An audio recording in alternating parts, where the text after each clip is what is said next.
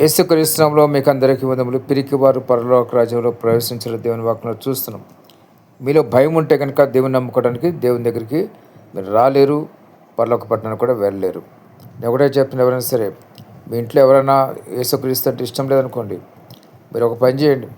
చక్కగా ఫోన్లో అనేకమైన క్రైస్తవ వర్తమానాలు ఉంటాయి.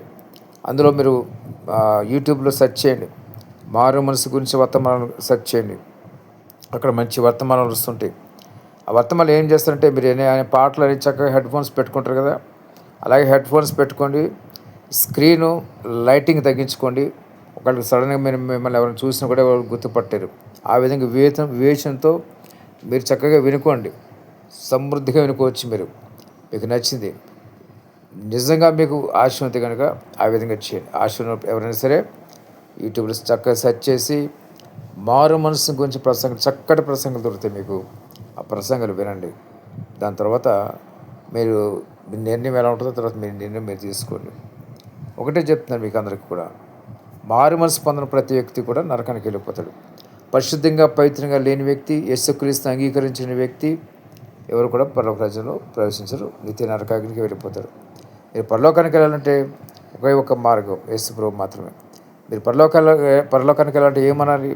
యేసు ప్రభువుని క్షమించు, నా పాపాలను క్షమించు అని దేవుని దగ్గర ఒప్పుకొని విడిచిపెట్టండి. ఎన్ని రహస్య పాపాలు చేస్తారు, ఎన్ని ఘోరాలు చేస్తారు, ఎన్ని నేరాలు చేస్తారు, అవన్నీ దేవుని దగ్గర ఒప్పుకొని విడిచిపెట్టండి. దేవుడు క్షమిస్తాడు, పరిశుద్ధపరుస్తాడు, పరలోక రాజ్యాన్ని మీకు అనుగ్రహిస్తాడు. చేసిన తప్పునైతే పశ్చాత్తాపం కలిగి ఉండాలి. హృదయంలో నేను చేసిన తప్పుని గ్రహింపు కావాలి.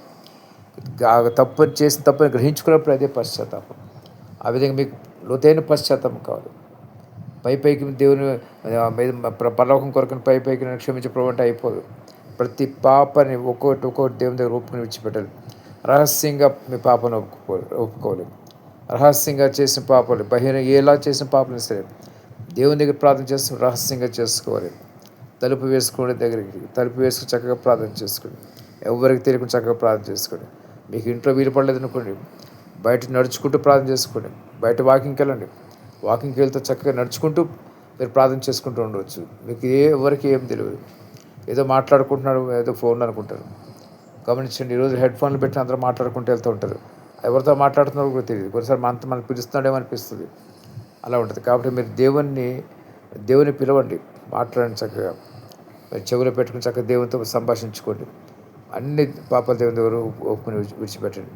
మీకు ఎంతసేపు ప్రార్థన అనుకుంటే అంతసేపు వాకింగ్ చేసుకోండి చక్కగా. లేదా టెర్రస్ మీదకి వెళ్ళి చక్కగా వాకింగ్ చేసుకుంటూ ప్రార్థన చేసుకోండి. దేవుడి మాటలు దీవించిన కాక. ఆమేన్.